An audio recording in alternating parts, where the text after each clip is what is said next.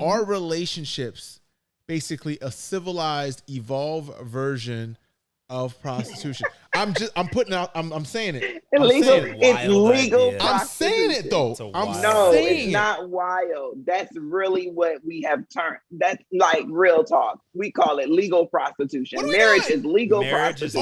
Prostitution. Man. That's a soundbite. Oh, that's gonna be. Bro, that's the title of the show. Marriage is legal prostitution.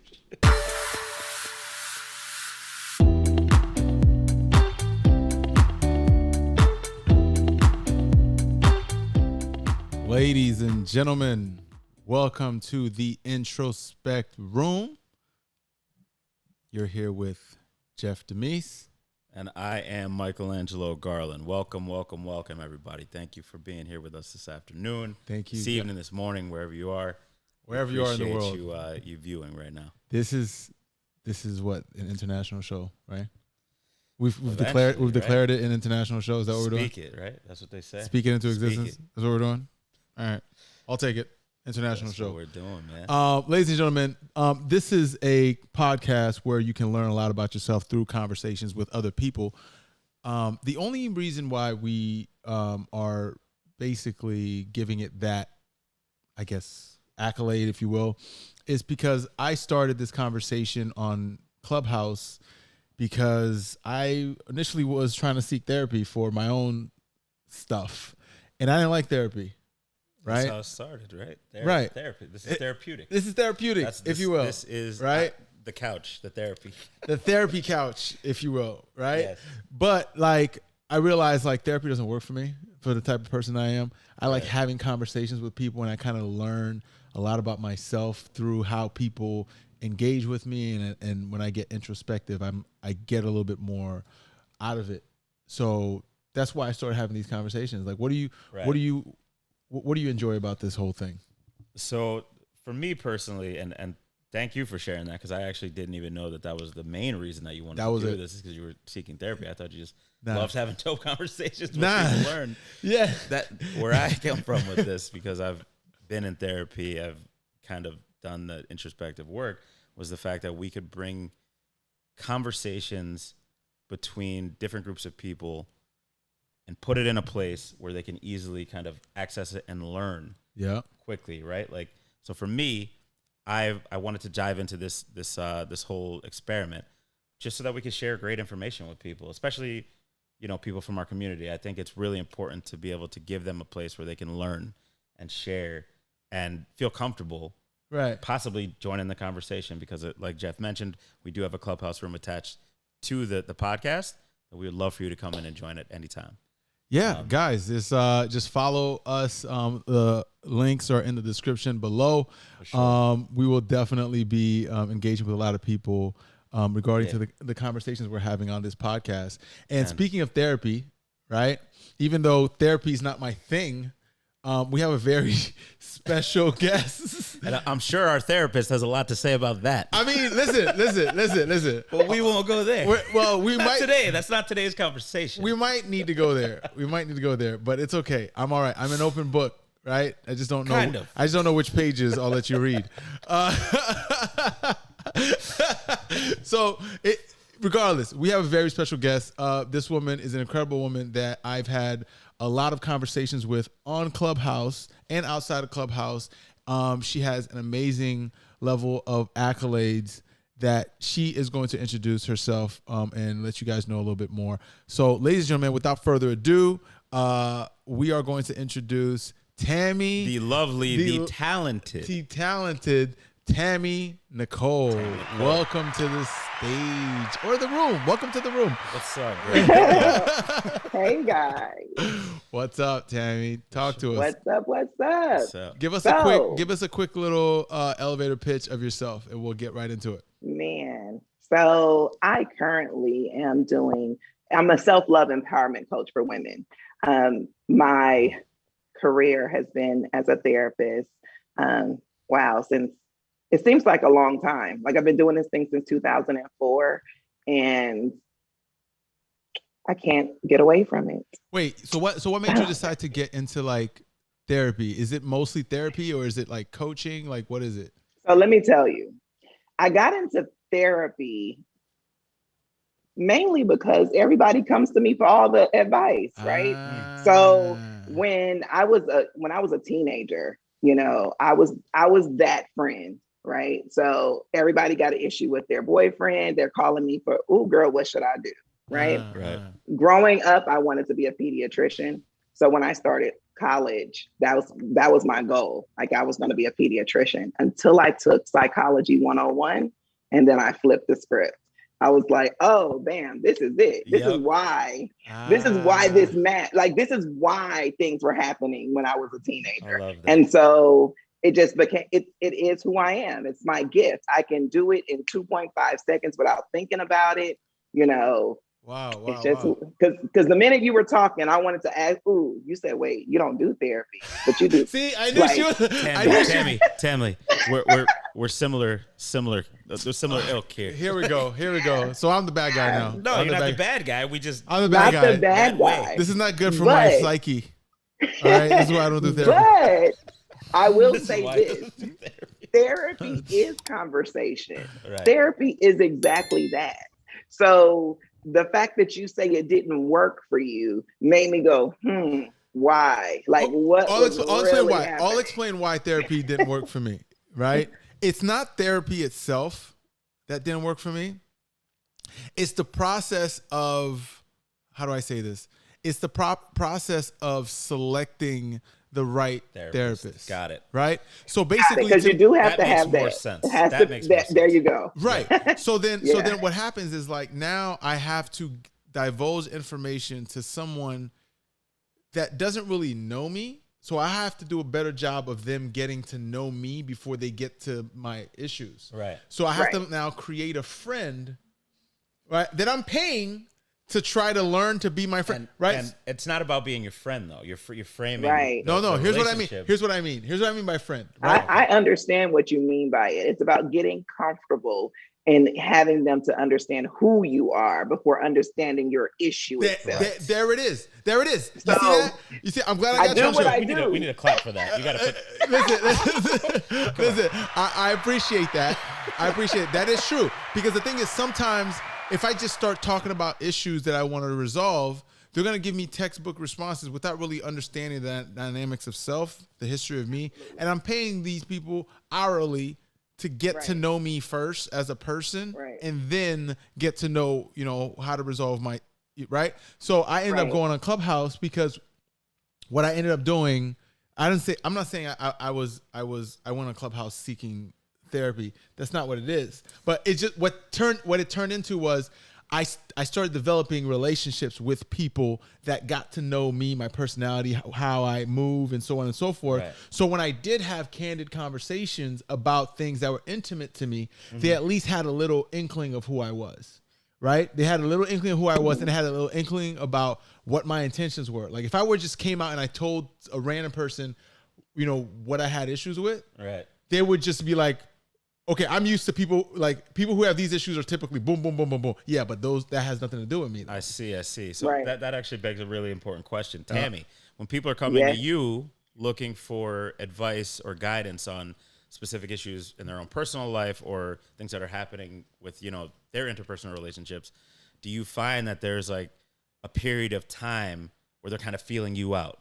Right, like early on, and I actually encourage it. Okay, right, great. But I actually encourage it. So to be completely honest, when I start sessions with people for the very first time, they're new, fresh out the gate.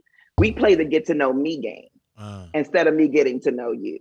Yeah. And I do that because you do have to feel comfortable. You do have to feel like there is some kind of camaraderie or connection in order for you to, one, be vulnerable and tell your honest truth, not just tell the truth that you want me to know. Exactly. You understand? And that's two different things. You don't get help doing the truth that you want me to know. You get help with the honest to God truth. Right. And I think that's actually a huge barrier to entry for a lot of people getting into therapy, just like Jeff said, especially people from our community. I feel like,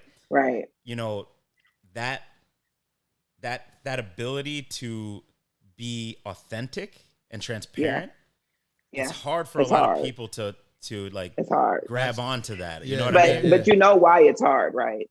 Why?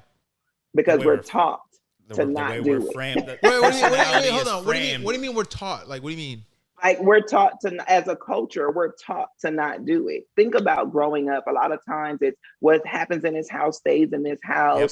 You know, you don't really share teach, what happens in here outside on the streets. You don't teach to be you and be okay with being you, no matter who's, you know, you're observing to it show or your listening. Exactly. You're taught to show what I want you to know. Characterization of what your life actually is like. When that's not versus actually what it is. So what you're saying, we've been taught Instagram before Instagram was Instagram.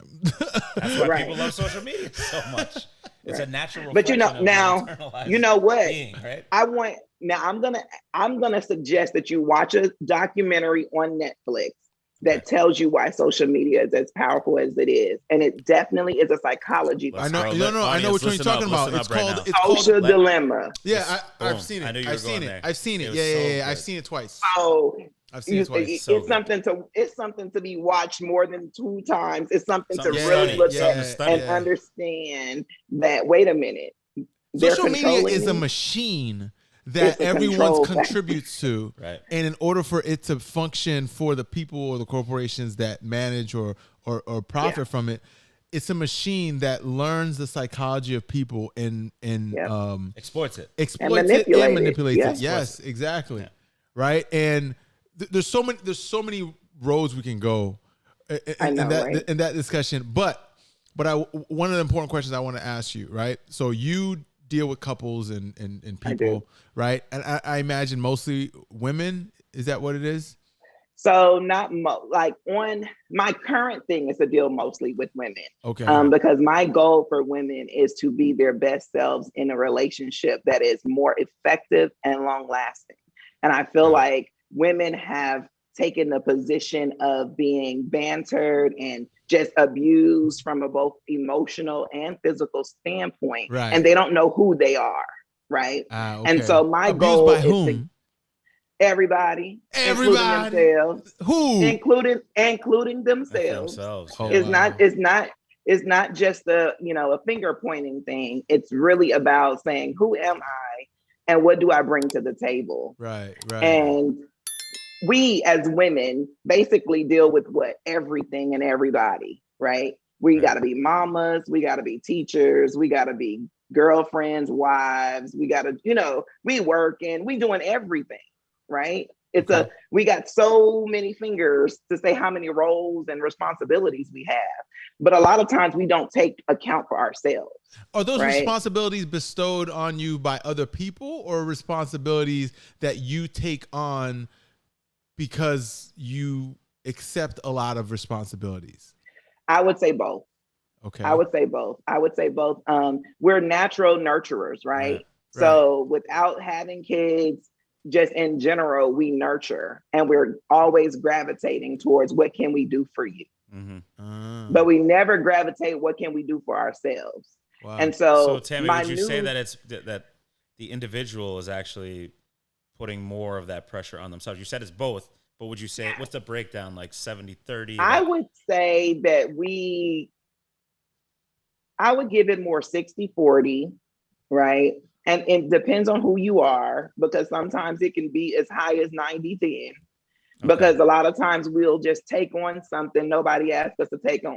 Yeah. Right. Mm-hmm. You think about it in relationships, and I think everything is a relationship. So, when I say relationships, I'm not always talking about romantic. We're talking about your mama, your relationship with your mother, your daddy, your cousin, your friend, your co-workers. We just tend to always want to feel like we're the one helping, right? Helping brings accolades of, good job. Yeah. You know what I mean? You're like we always want everything. Right. I was having this very heated debate, right?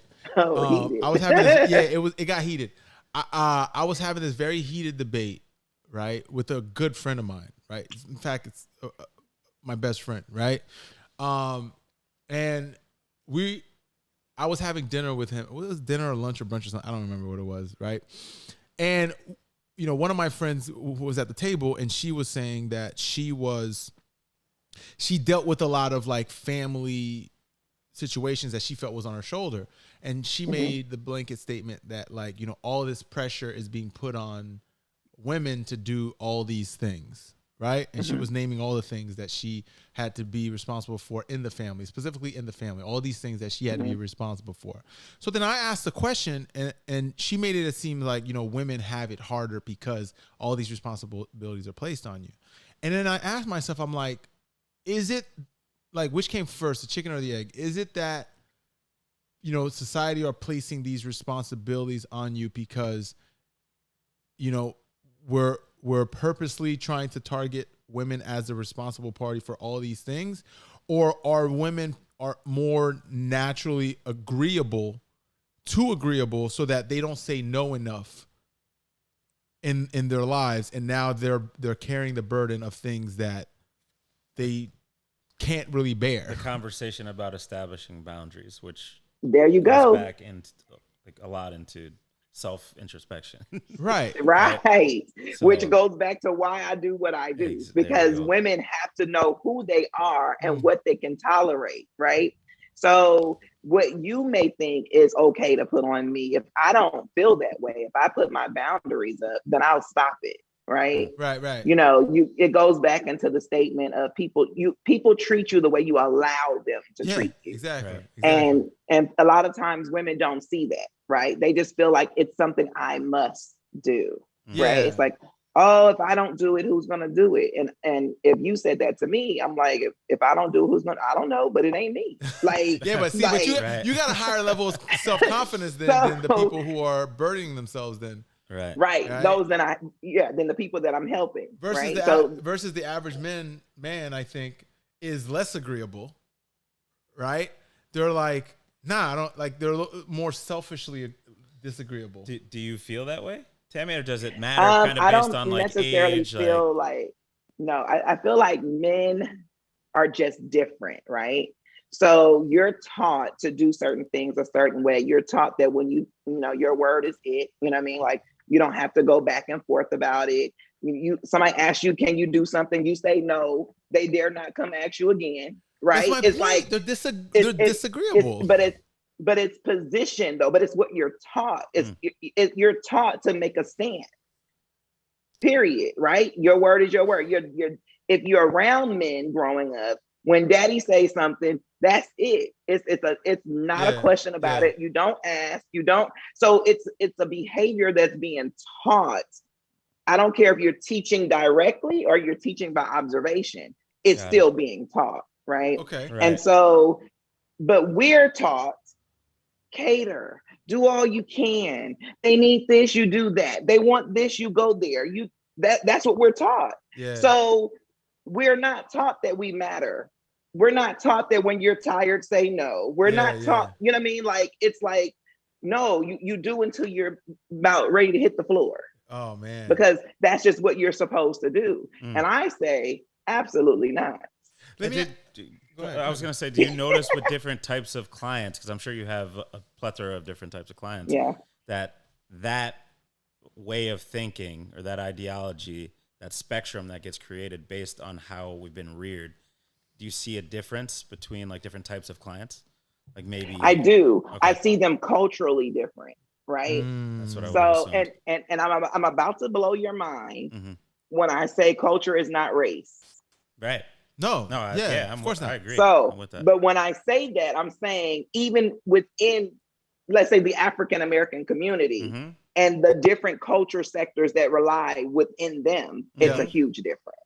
Right. Yeah, definitely. So, especially when you bring in class. Knee jerk, I would think that it's more about it's class. There's class, background, and there's culture, and there's class. There's cultural. There's also cultural background in, like, you know, what if you come from different countries, right? And also different regions of the United States and what people cultivate. Right? There we go. There's like compartmentalized sectors of like individuals. So absolutely. I'd actually I'll give you an example. Go ahead, please. So I'm from Los Angeles, right?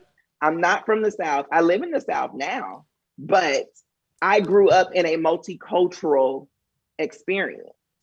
Right. What does that mean? What does that mean? What does that mean? So, like, my godfather's Armenian, my godmother's Hispanic, my aunties are Hispanic. Like, I don't just come from, we're just African American. Like, oh, you over here speaking Spanish? You don't want to do this. No entiende. Okay. You're hilarious. Let me find out, Jeff. So, anywho, that's how it is, right? So, but when I say, well, I don't have that experience of feeling like I need to do X, Y, and Z because I'm a woman. They're like, well, why you don't feel that way? Didn't your mother do X, Y, and Z for this? Yeah. I'm like, when she was tired? No. Nah. Like, because in your household, that's what you were taught. Right. That's what you were taught. That's my point. Everybody's household is different. Right. So you have to understand the household is a culture. Yeah. Come out of the household, you got a culture, right? Yeah. Of their community. Like there's multiple cultures that you're fighting against when you're trying to understand anyone individually, right? You know, what sucks about that is like, not that it sucks, but like people always say like it takes a village to raise children, right? It does. But like that saying, right, I think transcended from the eras where villages actually raised children. Exist. Right? When people had tribes and like, people evolved to like grow up as groups, right? Like even paternity wasn't even like a thing. It was just like, you're a kid of this tribe. So it takes a village to raise you. Now tribes or the village to raise the children is literally mommy and daddy now. Yeah, right? No, that depends on your community. It depends on me. Yeah, there you go. In most cases, most people, let's be honest, most people, right? The nuclear family is mommy and daddy and the kids, right? Now grandma might visit, right? Auntie might visit. They don't live in the house. They're not actively participating in you raising your children. Right. Not on a regular basis. I still think that's cultural. But I think that depends on your community as well. I'm talking about on average in the United States. The people that maybe the people that we know, that you're probably right. I'm looking at it outside of what he's looking at the broad spectrum. Yes, right? From a broad spectrum, if you're picking and choosing from the, they're going to have that experience. Think about that. Where it's more so nuclear. That is just mom and dad that's raising them. But I think that happens from a generational thing too. Because when I was younger, I remember the community basically raising me. Now I grew up in church and that was, they didn't have to live on your block. If you're a part of the church, no matter what church you kind of, if you were in a large church, somebody gonna whoop that either way. Somebody's gonna whoop that ass.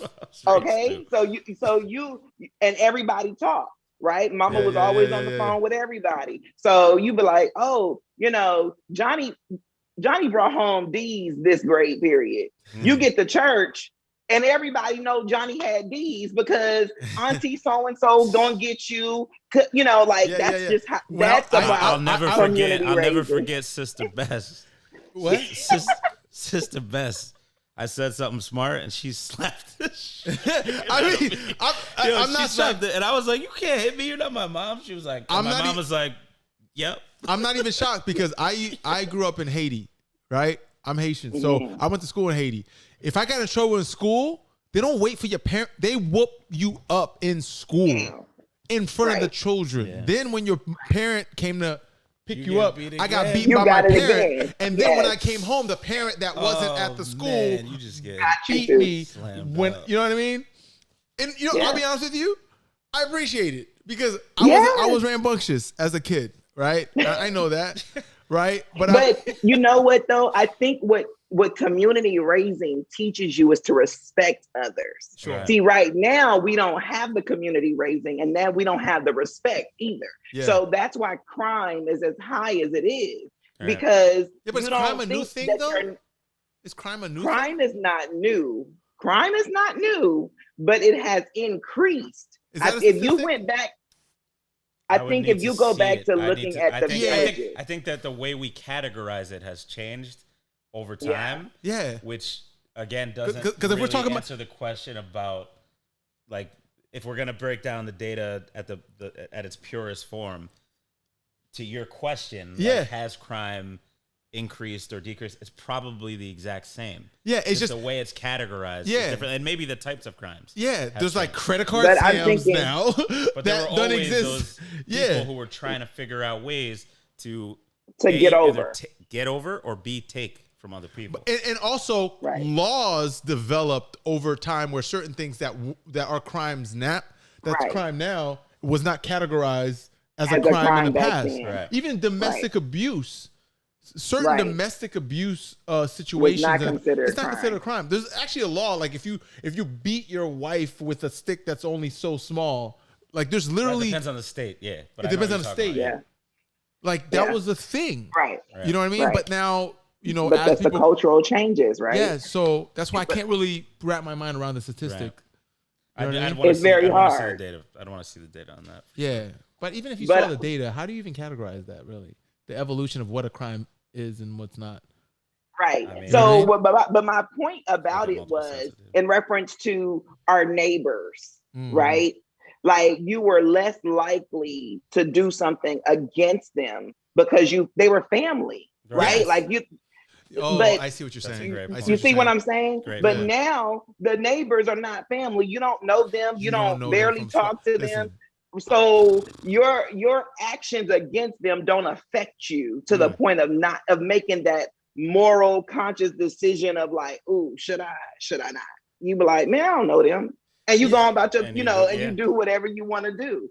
And so that's what I mean when I say like the community not raising kids anymore. You can't point Johnny out on the street and be like, boy, I know you. You better stop doing. You know what I mean? Like how they used to get on you. I'm gonna drop you off at Miss Sammy's house. Oh no, Gen Z's not having that. They'll start just talking back to you. Yeah. They'll be on their iPads. Hit you with a dance. Hit you with a new viral dance. Nah. So I just say the respect level. Let me ask you a question though. Like, so when it comes to like couples, right? Because you deal with a lot of couples and relationship type conversations, right? Like, what are some of relating to what we're talking about? In the past, people always talked about how, my parents' generation, they stayed together for this long and so on and so forth. Now, relationships aren't lasting as long as they do. What impact does the lack of community have on that? The people's ability to stick together in that way? I think today people don't stick together because they don't feel like they have to. Okay. Right. Okay. I feel like it's more about the option of getting out. Back in the day, people agreed with the vows. You know what I mean? They're like, oh, we're in it. We're stuck, So they stuck unhappy. And not even stuck. I think committed. Like you realize this is a commitment I've made and my word means more to me than some of them. Okay, so I'll agree with that on one spectrum. And on the other spectrum, I'm going to say stuck. Okay. And the reason I say stuck is because they really want to get out, right? But they may have issues with being a people pleaser. They may have issues with like, their reputation being tarnished or something like that. So they just kind of stay, but they're stuck because they're not really doing what they want to do. Oh, okay. On a commitment side, I'm committed. This is what I want to, like, I'm committed. That's who I am. I'm a committed person. Okay. When I say I'm going to do something, this is what I do. So I may be miserable, but I'm making the best out of the misery. Right. Because I'm committed and this is who I am. Yeah. See, the thing is, that's why, like, when I hear those analogies about, like, why can't we stick together like, my grandparents did and so on and so forth. To me, I feel like the things that they endured as a couple might not even have been the most healthy. You know what I mean? Because I feel like there's probably a lot of like different types of abuse that either aren't being talked about or that wasn't really highlighted as something that was worth talking about. So let me ask you a question, right? When you have couples come to you, right? I've heard you mention sex and money is the most common thing that is talked about in therapy between couples, right? Like, walk me through it. Give me a brief idea of like what that means, because when I hear sex and money is an issue, it sounds really transactional, right? And we can dig into that, but I want to understand mainly what the couples are actually saying. We can briefly talk about that and then figure out exactly what it is that you do to kind of mitigate that, guide them. You know what I mean? So I'll say it from this perspective. They come in because of sex and money, right? That's not typically the real issue. That sounds like a strip club to me. Hey, now, you know, a lot of times when you think about, you know, I think about prostitution. It's the first thing I think about. Listen, I was trying to keep it PG-13, but if you want to go there, let's go there. I'm just saying that's typically, you know, what I immediately think. All right. But so let's say you get a couple in and their issue is both sex and money. Okay. Typically one has the issue with one of the other. It's not necessarily that they have the same issue. For instance, like, oh, if it's finances, you know, both of them are not fighting over finances. There's finances for one, sex for the other, because they're using them as weapons. I'm assuming the issue with the money is with whom? The woman, most of the time. And the issue with the sex is with the man. The man. And that's just most of the time. That's not all, you know, because everything is, you know, interchangeable. Don't get it twisted. Sometimes, you know. So fellas, get the bag so you can stop arguing about money. Sometimes women are, you know, upset about the sex life. It's not just, you know, the man. So, but in general, let's say you have a couple that comes in and that's their gripe. Yeah. You know, typically for me, I'm listening to, you know, what's your issue, right? And then once they say it all, right? And typically it's, you know, he don't want to let me spend money. I can't go shopping. You know, I used to be able to go spend whatever, you know, but now she's spending maybe big dollars. Maybe she's going to purchase big items instead of small items like she used to be. And now he's clamping down on the funds. Or they've had a fund issue. You know, they used to have a lot of excess money. You know, the pandemic happened, no more excess money, but she's still in the habit of out here spending these dollars. What do you do with couples like that? Like, because how do you start to peel back the layers to get them to see that the problem is actually deeper than because when you're saying sex and money, I'm like, okay, sex and the money. In my mind, I'm like, if I was a therapist, I would like, okay, you need to make more money and you need to have more sex. And break. Go make it happen. Now, you know what? Team. Because what I do is I ask to be protected. 1, 2, 3, team. Ready to go. Hilarious. Ready to go at that point, right? Right. That sounds like real simple, right? But if it was that simple, they wouldn't be here talking to me. That's the way I look at it. Right. Because you can simply in any relationship have a conversation that says, hey, I need more sex. Yeah. And she could simply say, hey, I need more money. And then y'all can figure out how to make that happen. That sounds like prostitution. Is that weird to me? That sounds like prostitution. It's like, I don't really understand. Like, okay, so I've always heard prostitution is the oldest profession in the world, in history. I've heard that. Right? That makes sense. So is there something and it still happens. I mean, we know that, but my question is not intimately, but what do you mean not intimately? What are you talking about? We know that, but not intimately. I'm just saying. Right, look at Tammy. Well, maybe I don't know. Listen, that's who was ringing the doorbell. Found out that he needed therapy. And that's so.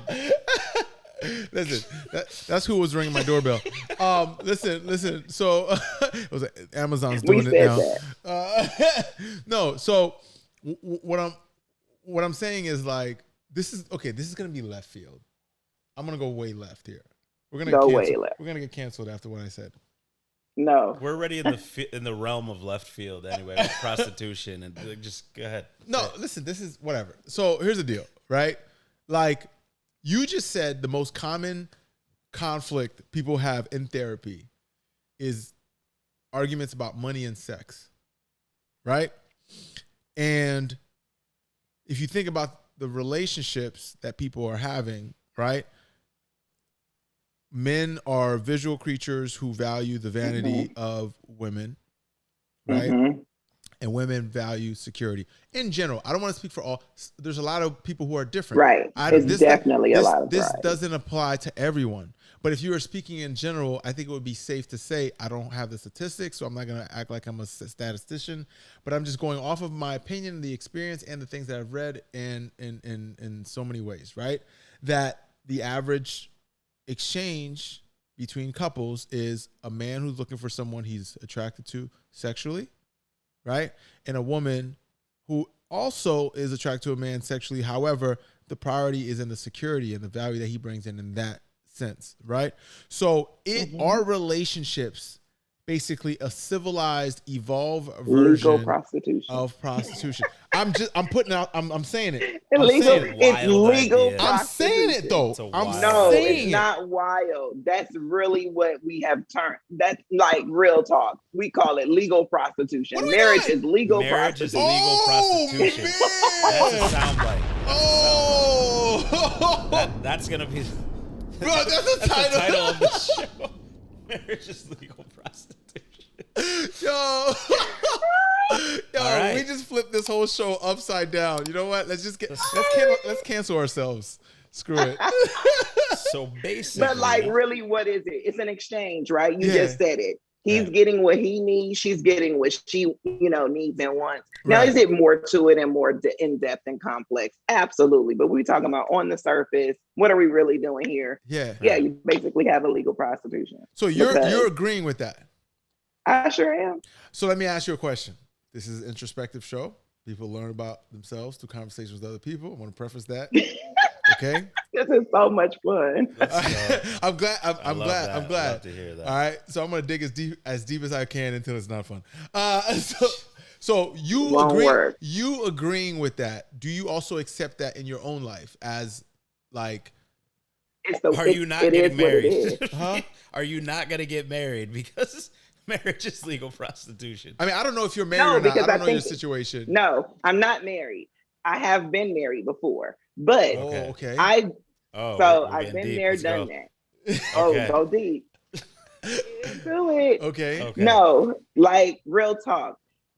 It's legal prostitution on the surface, right? Like it's basically like. Is it the surface or is it underneath the surface? I would think it's underneath the surface, right? There you go. Okay. You don't want to say it out loud, but that's what we're really talking about. Okay, cool. Yeah. But I'm just saying in general, when you think about it, what is prostitution? I'm giving you sex for money. Yep. Right? Or I'm giving you sex for something I need. Right. Whatever that is.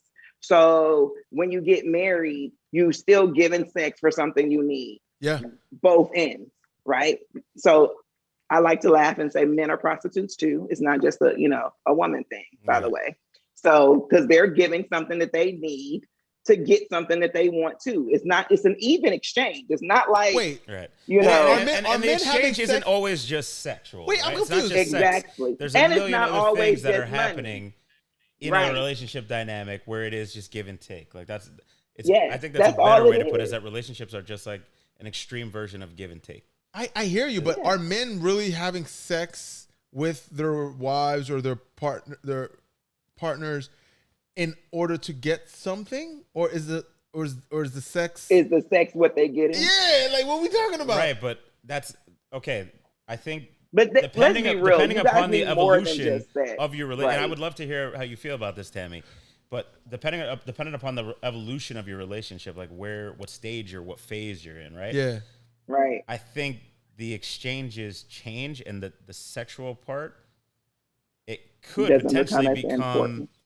And I don't want to say as important, but it just is prioritized differently when you're talking about kids and animals and dates with friends and commute. You see what I'm saying? Like there's just absolutely when your lives become intertwined on a level that makes it less transactional, right? Yeah. Less about like, okay, like we're still courting, we're still like, a year, 2, 3 years into our relationship. It gets to a point where you start to realize that this is more of an agape type of a love, right? Like we're actually evolving together Okay. Just as much as we are individually. Okay. Which is Right. it's hard to grasp if you haven't been there. Experienced it. So we're getting a look into how your types of relationships. No, I'm speaking from a very like global and general. And I think it's general in the sense of one part of the evolution of a relationship. No, of course. Obviously, a relationship has one phase, not part. Obviously, every relationship has different meanings for different people. Right. There's some nuances, absolutely, but there's a baseline that comes from the organic movement of people. And is the baseline simply attraction? No, it's not that it's simply attraction. It's just it depends on who you are, though. No. If you're looking at the physiological makeup of human beings, right? And what makes us vulnerable, what our strengths are, what our weaknesses are as people and different sexes and so on and so forth, right? And I'm also only speaking from the very heteronormative, platform. Right. Again, I'm not speaking for everyone, right? I only know the lane that I'm in, right? So there's this primitive part of us that still exists where as men, we naturally want to provide and have that level of strength, right? It's carried generationally, right? And women who are the bearers of children, who see themselves in vulnerable situations by, mating with someone who is now part responsible for the caring of this child and self, right? That creates this exchange where it's just like, I need protection in this relationship. Can you provide that protection in the relationship? But they need it before the children are even in the equation. I hear you. And that's part of the process in accepting that person. You see what I'm saying? Because you're going to come across a very vulnerable state in your life.